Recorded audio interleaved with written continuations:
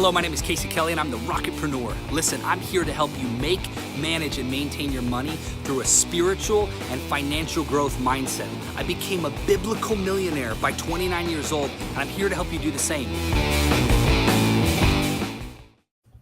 What's up? Good morning, Facebook land. I'm excited that you are here today. This is Casey Kelly, the Rocketpreneur, and today we're going to be talking about how to rocket yourself to the moon. This is week 12, part 5 of our 7-part series where we talk about the 7 pillars of success that you need to master if you're going to survive. Listen, if you want to become a spiritual and financial powerhouse, I want to help you do that day over day, little by little, over time. But I'm going to teach you some of the principles that help me get that silly, and you can't quite see a millions and millions of dollar check on the wall. Listen, my objective is not to boast in that, but to rather teach you the things that I did and worked so diligently in order to attain. And so today we're on part 5, and we're going to talk about know-how. Listen, last week we talked about the networks and how your network determines your net worth, and how to meet Mark Cuban, and how to meet famous people, right? If you want to reach people in your world, and how you're really going to overcome in this world by getting connected with other people and being somebody worth knowing. If you're somebody worth knowing, then you can actually produce value. And if you produce value, then people want to spend time with you. And by proxy, it's going to help your company, your business, and your life, and help you become more successful. And so today we're going to be talking about know-how. Now listen, I've got so much I want to tell you, but I don't have enough time to talk for hours. And so I'm going to try and tell you through stories that I've learned through the Bible and guys inside of the Bible that teach us about know-how. So the know-how inside of a business, right? You need to understand the economics of how a company works, how to accomplish a goal within a business, how to provide real value back to your employer, or if you are the employer yourself, how to provide real value to your team members so that you can skyrocket your business to the moon, right? And that's the whole goal, because listen, without money, you're not going to be able to accomplish the things you want to do. People have this heavy stigmatism that money is evil, bad, or wrong. But money is a tool for profitability that can be used to bless, refresh, and encourage others. And so if you don't have know-how, then you're not going to succeed. So let's define it. Know-how is the understanding of what needs to get done within an organization, a company, or within your objective goals. You have to know how to do something, right? I know that sounds so self-explanatory, but I hope that you would bear with me as I kind of give you a story, a parable that I was inspired by this morning, this idea that you don't know what you don't know until you know it. Right? And you have to experience it through hard trials. The Bible says we should rejoice when we face trials of many kinds, for the trials produce within us fruit and maturity. And so let's talk today. So there's a story about this man named Joseph, right, in the Bible.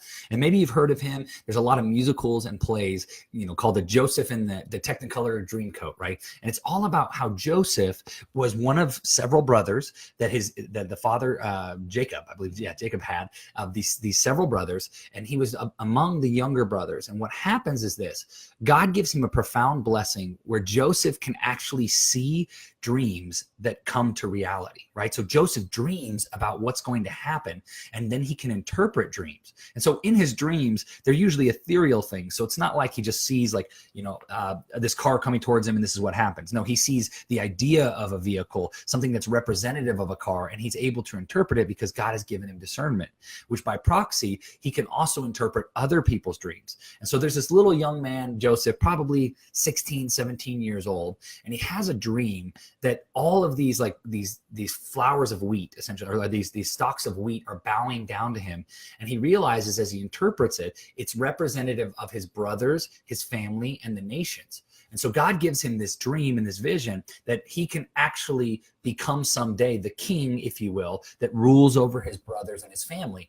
But as this punk kind of 17-year-old kid, which I have totally been there. I mean, I'm getting old now, but I once was this young dude. As this young kid, I did not really know what I thought I knew, right? And this morning, just fun little story. I was walking on my prayer walk in the morning, and there's this guy, Bob, that I see every single morning pretty much. He's about 70 years old. And Bob and I come from very different generations. I got a bunch of tattoos. I literally just got tattooed yesterday. So I got like a bunch, everything's fresh. And I'm walking, I'm all plasti wrapped or whatever. And I walk, I'm like, hey, Bob, how are you today? He's like, what's up, young timer? How you doing? I'm like, hey, Bob, like, how's your day going? He's like, it's good.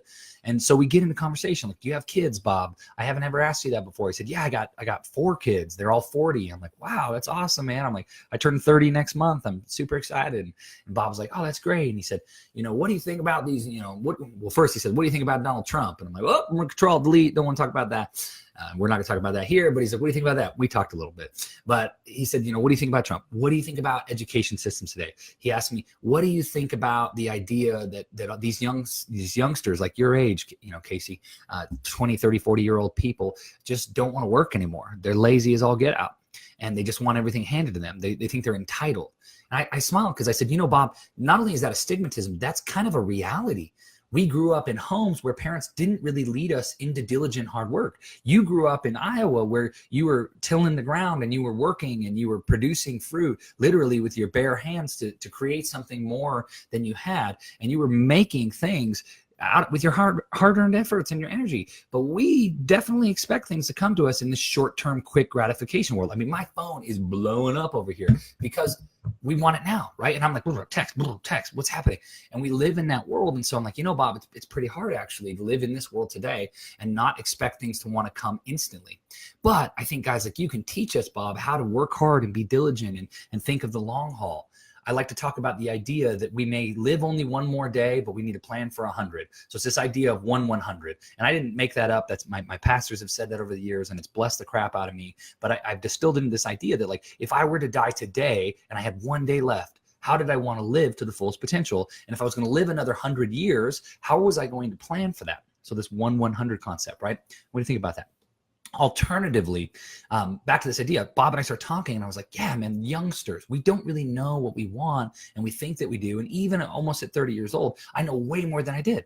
Listen, 7 years ago, I didn't know jack shiz about business, finance, economics, any of this stuff. And I've studied, I've listened to over 120 books in a year, about 10 to 12 books a month, consuming and learning. I just completed 2 books in the last 3 days because I'm passionate about it and I want to grow and I want to learn and I want to distill that information to you. So if you're willing to listen, I want to teach you. So back to this idea, this youngster Joseph. You have this 17-year-old boy who doesn't really know what he should be doing, but he comes up to his dad and he says, Dad, I had this crazy dream that you and my brothers all bowed down to me and I'm the king of the land. It was crazy. And I feel like God showed that to me.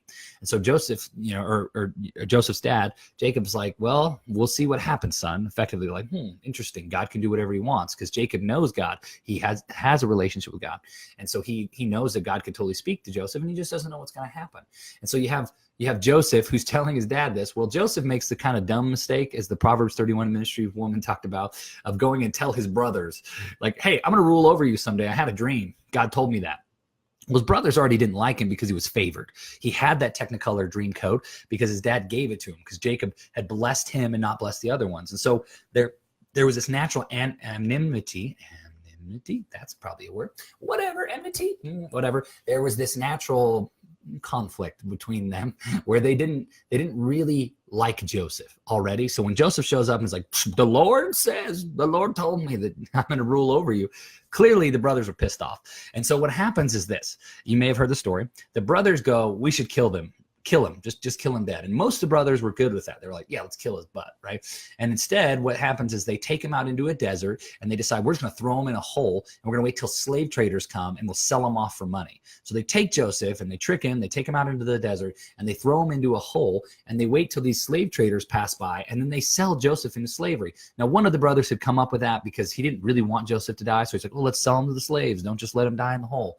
And so by God's provision and protection, Joseph, as this young man, ends up going into slavery. So imagine me like 17 years old. You show up one day, you're like, Mom and Dad, I had this crazy dream.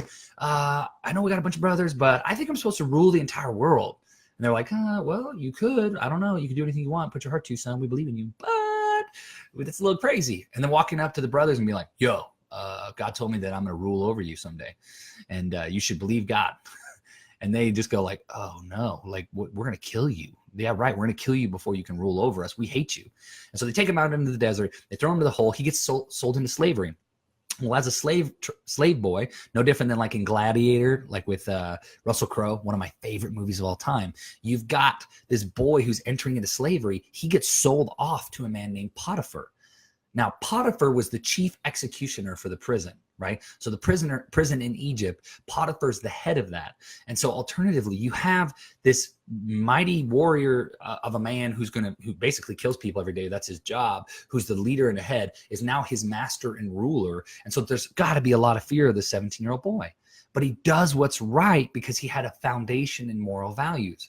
Now, I want to camp on that for just a second, because Joseph, when he went to tell his brothers, God told me this, it was out of, I think God told me. God led me, because he knew the truth. He knew God. He had a relationship with God. And it was true, as you'll see in a moment.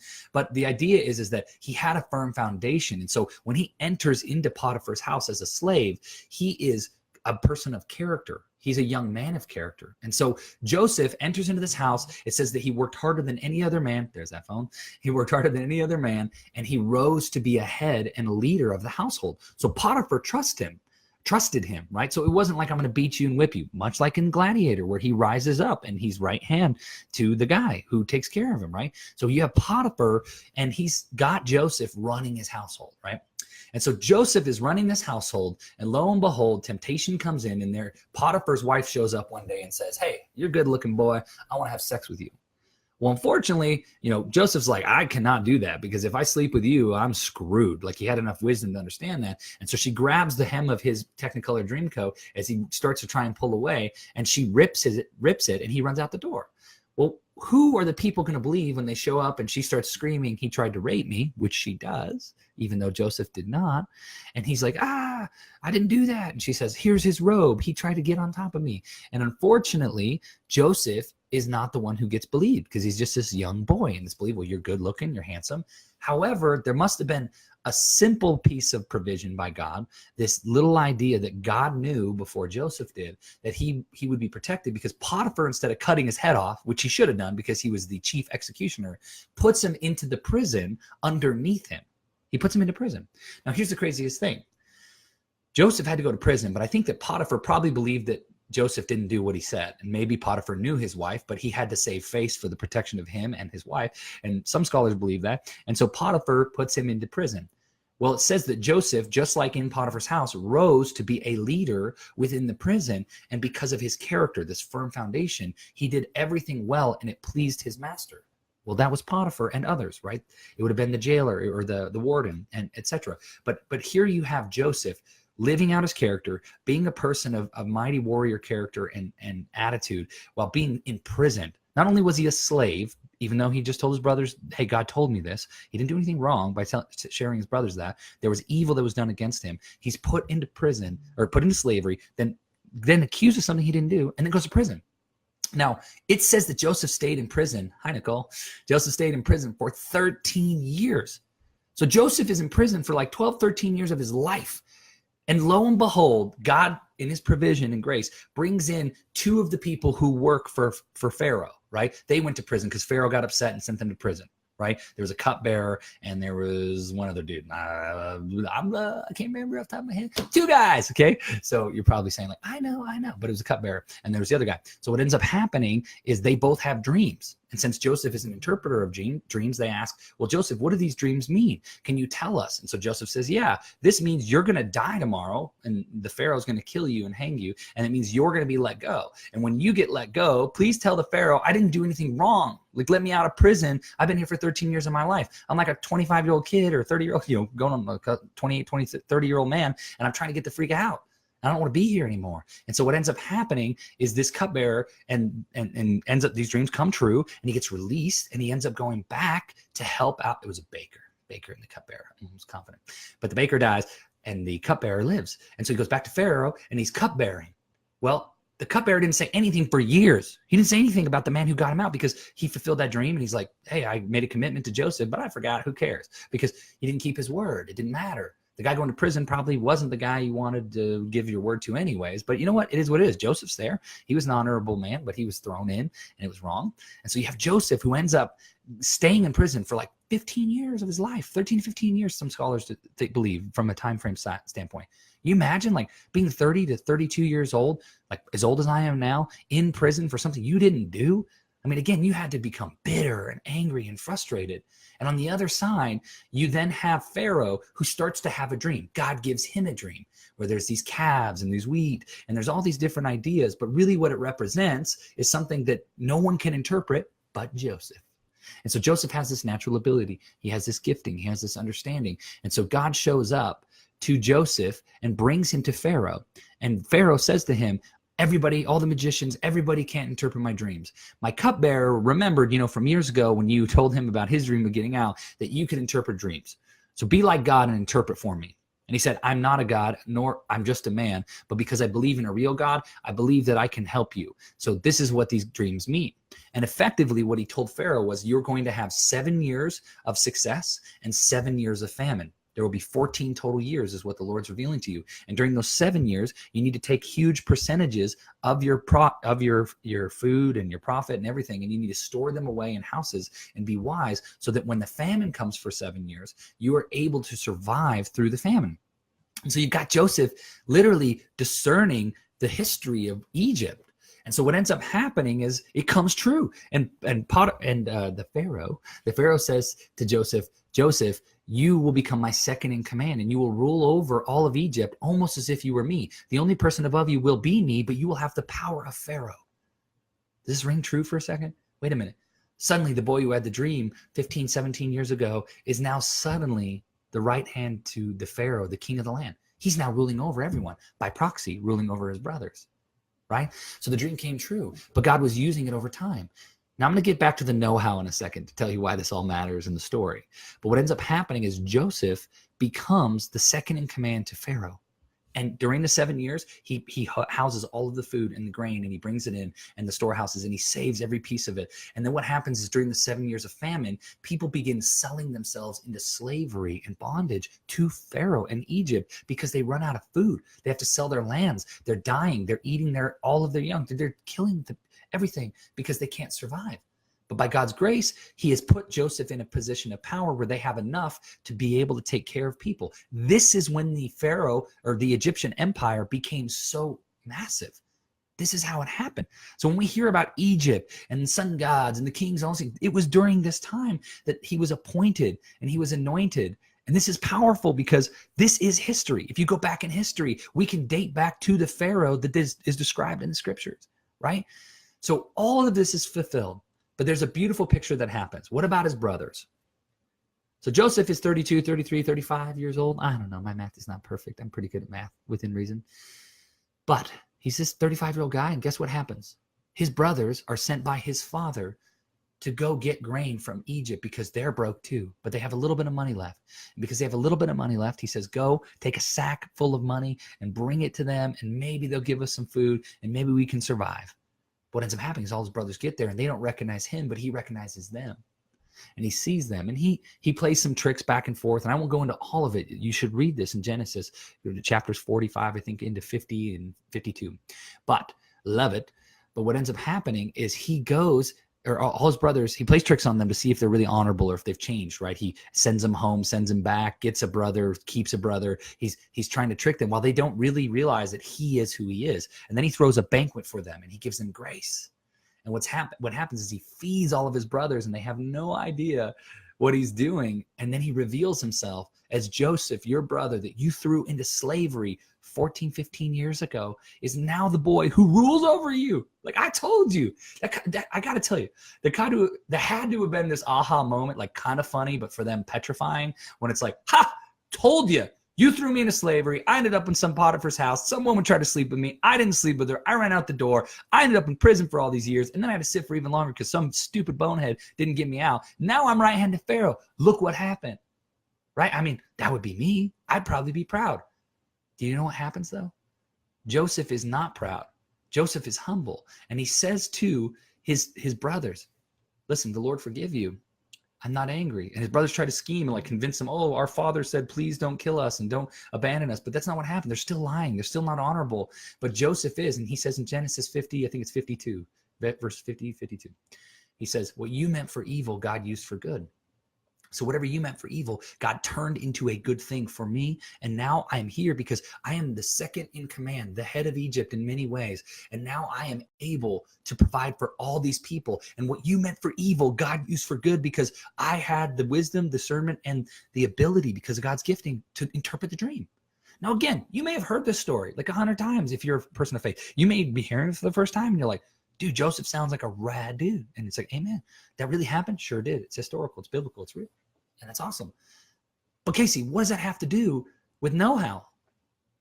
Joseph had no idea. He did not know how to do all those things that I described to you without actually experiencing all of the trials, the problems, the burdens, all the things he had to go through in order to become successful. Listen, the Bible says, and I said in the beginning, that when we face trials of many kinds, we need to rejoice.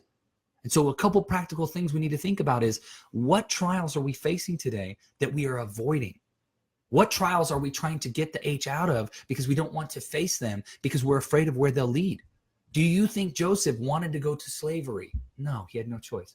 Do you think Joseph wanted to end up in prison for all those years? No, he had no choice. Do you think Joseph wanted to run the kingdom of Egypt? You bet your sweet butt he did. But how did he get there? He had to learn how. He had to understand. Now, how is one of the hardest things to describe for me personally, right? I struggle. I can be likable. I can be exciting. I can have a brand. But teaching you to do what I do or how I do, it's been really hard for me. And so I've broken it down into these 7 pillars that you've got to master to survive that I learned from mentors, right? I had a partner, John Keller, all glory to him on this for being a man of character who has helped me over the years. But my partner helped me distill these into different ideas alongside him to create this training and courses. And in the next couple of weeks, 2 weeks from now, I will be launching a course that should teach you these 7 pillars. Over $300,000 I invested to grow and become a millionaire by 29. Woohoo, look at me, right? People make fun all the way. I don't care about my Maserati. I like my car. I bought nice stuff. I like these clothes. I like buying new clothes. I dig it. I'm giving, I'm saving, I'm spending by God's grace. But listen, I want to help you do the same. And you can listen to me and you can learn and you can grow. And I went through some hard shiz. I had my own proverbial slavery during my 7-year stint within a company. I spent 7 years grinding and growing. I had hundreds of thousands of dollars stolen from me. I had people lie to me. I had people accuse me of things. I had people I would literally take care of and pay their medical bills, turn around and say I didn't care about them. I know the struggle. I know the pain, but I had to go through it. Now, a couple things I want to say. You can either go through it yourself or you can learn from others. Go through it yourself or learn from others. Now, you still will have to go through a portion of some things because that's how life works. You can't avoid pain sometimes. You have to, there's just some things in order to accomplish it, you just have to do it yourself. That's how it works. God designed it that way. And so when we talk about know-how as one of the pillars, it's really education. How are you going to become more educated overall, holistically?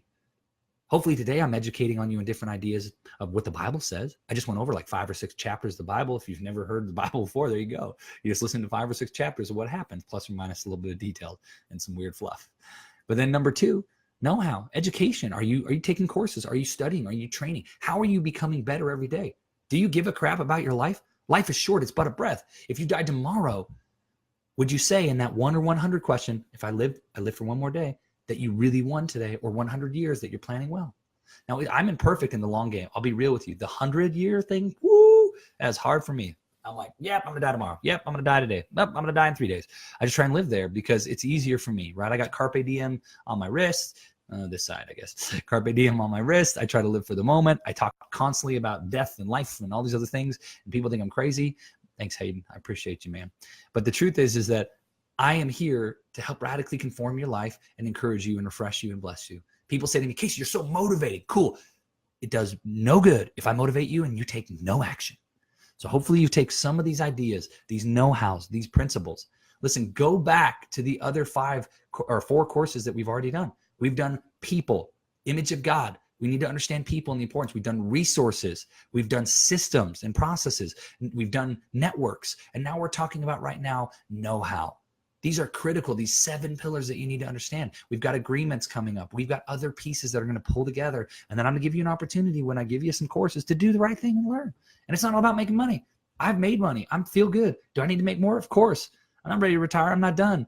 I'm still young, like Joseph, trying to conquer and do good things and be honorable, bless, refresh, and encourage others. And so listen, today, if you were to die, Could you say you did the right thing? Are you growing towards growing in your know-how? And are you becoming a person who's getting educated humbly day over day?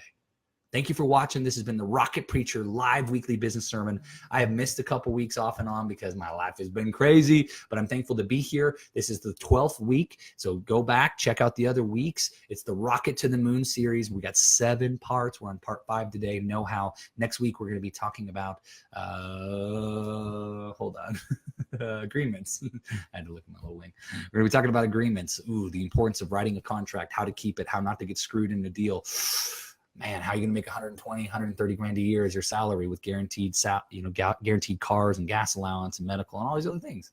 I want to teach you how to do that if that's what you want to do. I want to teach you how to overcome and become more. So thank you for watching. Hey, we got a private group. It's growing little by little. I'm not really worried about it, but if you want to join the group, amen. We'd love to have you there. We try to talk about faith and life and business and encouragement.